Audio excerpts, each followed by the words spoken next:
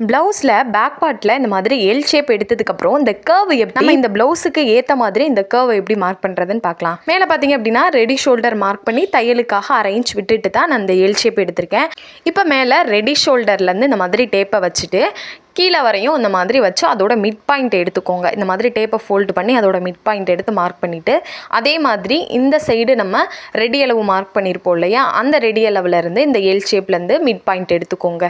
இந்த மாதிரி mid point எடுத்து மார்க் பண்ணதுக்கப்புறம் நம்ம இந்த கர்வ் ஸ்கேல் இருக்கு இல்லையா, ஃப்ரெஞ்ச் கர்வ் ஸ்கேல் எடுத்துகிட்டு கரெக்டாக அந்த ஸ்கேலை வந்து நுனி பகுதி வந்து மேலே இருக்கிற மாதிரி வைக்கணும், இந்த கர்வாக வர்றது கீழே போகிற மாதிரி வைக்கணும். இப்போ இந்த மாதிரி வச்சு அட்ஜஸ்ட் பண்ணிங்க அப்படின்னா நமக்கு இந்த 2 மார்க் நம்ம பண்ணியிருப்போம் இல்லையா, அந்த 2 மார்க்கில் நமக்கு அந்த கர்வ் வந்து டச் ஆகிற மாதிரி இருக்கும். இந்த மாதிரி ஸ்கேல் அட்ஜஸ்ட் பண்ணிங்க அப்படின்னா நமக்கு டச் ஆகும்.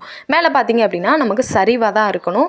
ஃபுல் க்ளோஸில் வச்சு நம்ம மார்க் பண்ணக்கூடாது. மேலே ஒரு அரை இன்ச் வந்து நமக்கு சரிவாக இருக்கணும். இப்போ இந்த மாதிரி ஈவனாக வச்சுட்டு கரெக்டாக அந்த கர்வுக்கு நேராக நம்ம மார்க் பண்ணிக்கலாம். இப்போ இந்த மாதிரி மார்க் பண்ணதுக்கப்புறம் இந்த கர்வ் கரெக்டாக தான் இருக்கான்னு நம்ம எப்படி செக் பண்ணுறது அப்படின்னா, நம்ம பொதுவாகவே ஆம்கோல் கிட்ட பார்த்தீங்க அப்படின்னா 1.25 இன்ச் தான் கர்வ் வரைகிறதுக்காக நம்ம மார்க் பண்ணுவோம். இப்போ நீங்கள் செக் பண்ணி பார்த்தீங்க அப்படின்னா இந்த 1.25 இன்ச் நமக்கு கரெக்டாக இருக்கும். இந்த மெத்தடை யூஸ் பண்ணி நீங்கள் ஆம்கோல் கர்வ் வந்து ட்ரை பண்ணுங்கள்.